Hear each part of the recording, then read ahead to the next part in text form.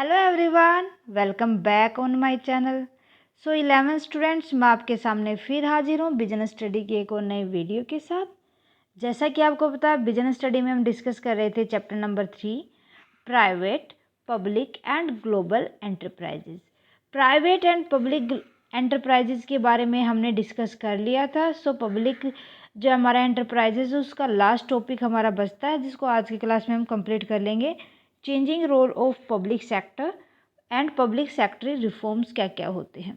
Student, previous class में हमने form of public sector discuss किए थे, आपको समझ आ गए होंगे। अगर आपने अभी तक वो वीडियोस नहीं देखी है तो फटाफट से प्लेलिस्ट में जाएं और देख लें, ताकि आपको पिछला जितना भी हमने करवाया है वो क्लियर अप हो सके। सो आज की क्लास का हमारा टॉपिक रहेगा changing role of public sector. सबसे पहले हम बात कर लेते हैं कि पब्लिक सेक्टर का रोल क्या होता है, चेंजिंग रोल क्या होता है।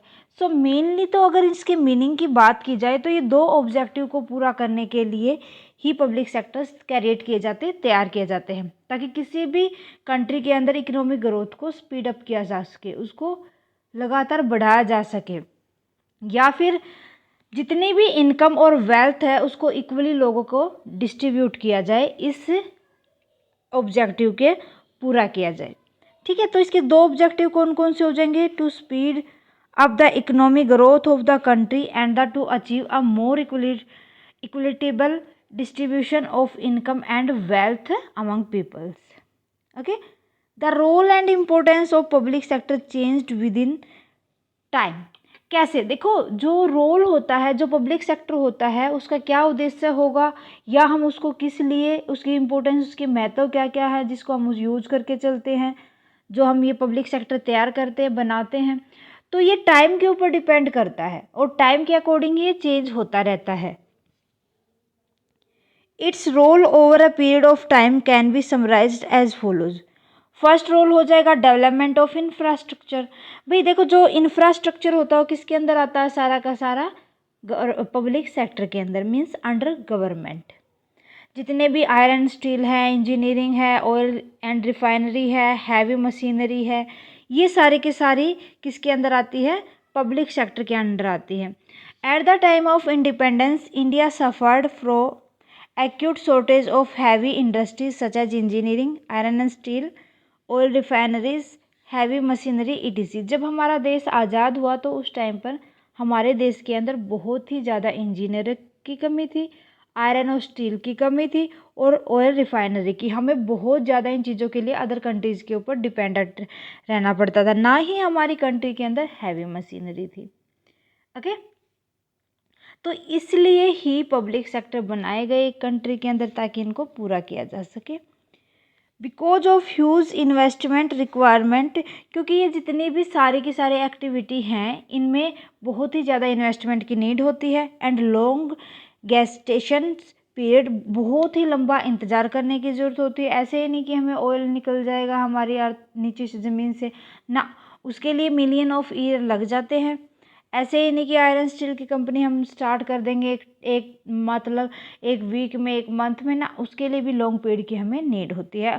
और मेनली किसी भी इकोनॉमी के अंदर ये जो ग्रोथ कर पाता है ना, उसमें लॉन्ग प्रोसेस लगती है। Okay, private sector was not willing to enter this area. भाई प्राइवेट सेक्टर तो यहाँ पर एंटर कर ही नहीं सकता, क्योंकि एबल कैसे होगा? भाई उसके लिए प्राइवेट सेक्टर थोड़ी ना इतना पैसा लगा देगा। The duty of development of basic infrastructure was assigned to public sector which is discharge quite efficiently. कि जो डेवलपमेंट की इंफ्रास्ट्रक्चर के डेवलपमेंट की ड्यूटी किसके हाथों में होती है? Public sector. और पब्लिक सेक्टर ही इसके लिए जितने भी डिस्चार्ज वगैरह होते हैं उसको बड़ी ही एफिशिएंसी के साथ कंप्लीट करता है। ओके, सो फर्स्ट ये था इसका रोल और इम्पोर्टेंस। सेकंड की बात करें, रीजनल बैलेंस। रीजनल बैलेंस के अंदर आ जाता है कि जो जितना भी near by port town area होता है उसके डेवलपमेंट लिमिटेड टाइम में होता है या लिमिटेड हाथों में होता है, मीन्स गवर्नमेंट या पब्लिक जितने भी सेक्टर होते हैं उनके हाथों में होता है। उसके अंदर जो भी जिस भी पर्सन को एम्प्लॉयमेंट दिया जाता है या उसकी इकोनॉमी डेवलपमेंट की एक्सेलरेटिंग देखी जाती है, वो किसके द्वारा देखी जाती है, उसको कौन सेटअप करके चलता है, पब्लिक सेक्टर। तो यहाँ पर अगर पब्लिक सेक्टर के रोल की बात करें तो जितने भी पोर्ट टाउन होते हैं उनको डेवलप करने में और उनसे रिलेटेड जितना भी वो अगर लोगों को काम देना वहाँ पर, ये सारी की सारी जिम्मेदारी पब्लिक सेक्टर की होती है। Okay, so earlier most of the development was limited to few area like port town। भाई देखो, पोर्ट हो गया या इलेक्ट्रिसिटी जिसके अंदर आ जाती है या रेलवे जो यहाँ आ जाता है, सो ये सारी की सारी जो चीज़ें होती है अंडर गवर्नमेंट होती हैं। ठीक है, तो पब्लिक सेक्टर में होती हैं ये। प्राइवेट लोग यहाँ पर ना तो इन्वेस्टमेंट कर पाते क्योंकि यहाँ ह्यूज इन्वेस्टमेंट की नीड होती है। Okay, so for providing employment to the people and for accelerating the economic development of backward area, many industries were set up by the public sector in those area। ठीक है, next आ जाएगा economy scale. अगर economy scale की बात की जाए तो ये कुछ ही इंडस्ट्री होती है वहीं पर अप्लीकेबल हो पाता, like electricity, power plant, natural gases, petroleum, etc. क्योंकि यहाँ पर ह्यूज कैपिटल की नीड होती है और यहाँ पर जो बेस होता है वो लार्ज मीन्स जो टाइम होता है वहाँ उसकी भी लॉन्ग पीरियड की नीड होती है। सो जो ये इकोनॉमी को फंक्शनेट करने के लिए यहाँ पर पब्लिक सेक्टर काम करता है, प्राइवेट सेक्टर नहीं कर पाता। देन उसके बाद आता है control of monopoly and restrictive trade practice. भाई देखो, मोनोपोली जहाँ पर किसी भी चीज़ को बनाने वाले फ्यू पीपल होते हैं, मीन्स जिसका कंट्रोल अंडर पब्लिक सेक्टर होता है, वो मोनोपोली के अंदर आते हैं, तो ये अपना प्राइस वगैरह फिक्स खुद ही करके चलते हैं। ठीक है, यहाँ पर जो सेलर होते हैं वो बहुत ही कम होते हैं और बायर होते हैं बहुत ही ज़्यादा होते हैं। ये इकोनॉमिक्स के अंदर आपने पढ़ा होगा। ठीक है, सो जो पब्लिक सेक्टर होता है वो कंट्रोल करके चलता है मोनोपोली के ऊपर, जितने भी रिस्ट्रिक्टिव ट्रेड प्रैक्टिस होते हैं उनके ऊपर, जैसे हमारे मेडिकल फार्मेसी वगैरह जिसके अंदर आ जाती हैं। ठीक है, बस ये प्रोवाइड करेगा, जितने भी प्राइवेट सेक्टर होंगे उनको तो कंपटीशन प्रोवाइड कर सकता है, इससे ज़्यादा कुछ नहीं। These enterprises were also establish to provide competition to private sector and to check their monopoly and restrictive trade practices. Okay, so next is control of monopoly and restrictive trade practice। देखो, ये last वाला ही था जो मैंने अभी करवाया था, यहाँ पर कॉपी है। ओके, देखो ये मैंने यहाँ करवा दिया था ना, तो यहाँ से हटा देना आप, पीछे ही इसको रिपीटेड है ये, तो पीछे हमने डिस्कस कर लिया था।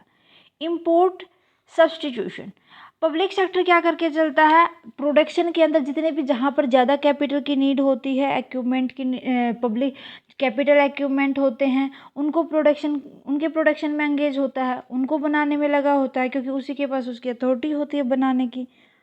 और उसमें जो ह्यूज कैपिटल की नीड होती है वो प्राइवेट सेक्टर ही उसको प्रोवाइड कर पाता है। इसके अंदर कौन कौन सी कंपनियाँ आ जाएंगी, STC, MMTC have played an important role in expanding export of the country. भाई यहाँ पर इम्पोर्ट की बात की जाए तो हम कोई भी जैसे कैपिटल इक्विपमेंट होती हैं उनको बनाने में लॉन्ग प्रोसेस लगती है और कैपिटल की ज़्यादा नीड होती है, इसलिए जब यहाँ अगर हमारी कंट्री उसको बनाएगी तो उसको इम्पोर्ट कर लेगी फ्रॉम अदर कंट्री, जिसके लिए अगर उसको रॉ मटेरियल की अगर नीड होती है तो उस कंडीशन में। ठीक है, इसके अंदर कौन कौन से आ जाते हैं, एसटीसी आ जाता है, एमएमटीसी आ जाता है। और ना एक बात और याद रखना, यहाँ पर जो हम रॉ मटेरियल वगैरह इंपोर्ट कर लेते हैं, जो एक्सपोर्ट क्या करेंगे, जो हमने उससे रिलेटेड प्रोडक्ट तैयार किया है उसको। ठीक है, very important role was assigned to the public sector but it performance was far from satisfactory which forced government to rethinking on public enterprises. भाई इन्होंने ना भले ही इतना इम्पोर्टेंट रोल प्ले किया हो चीज़ों को बनाने में, बट इनकी जो परफॉर्मेंस होती है वो सेटिस्फैक्ट्री ना होने की वजह से गवर्नमेंट इसके ऊपर रीथिंकिंग बार बार सोचती रहती है कि क्या क्या और चेंजेस किए जाए और क्या क्या इसके अंदर इसकी परफॉर्मेंस को किस तरीके से बढ़ाया जा सके। ओके, सो नेक्स्ट आता है हमारा पब्लिक सेक्टर रिफॉर्म। वो था हमारा कि चेंजिंग रोल क्या क्या होते हैं किसी भी पब्लिक सेक्टर की। अब जो पब्लिक सेक्टर रिफॉर्म है वो किसके अंडर आता है, इंडस्ट्री पॉलिसी 1991 में, जो कि गवर्नमेंट ऑफ इंडिया ने इंट्रोड्यूस किया था। 4 major reform in public sector, इसके ना 4 मेजर रिफॉर्म बनाए गए थे। वो कौन कौन से थे वो देखते हैं। सबसे पहले अगर हम बात करें तो सबसे पहला होगा reduction in number of industry reserve for public sector. भाई जितनी भी पब्लिक सेक्टर कंपनीज है उनके नंबर्स को कम कर दो, कि गवर्नमेंट के अंदर जो मेन इंडस्ट्री होगी उसको ही डालो। सो पहले 17 पब्लिक सेक्टर थे, अब कितने हो गए थे, फिर वो रिड्यूस कर दिए गए थे 17 से 8 में। इन 2001 3 ओनली, इट्स 3 ओनली। कितने रह गए थे government sector, only 3 in India. ठीक है, इंडिया की बात की गई है।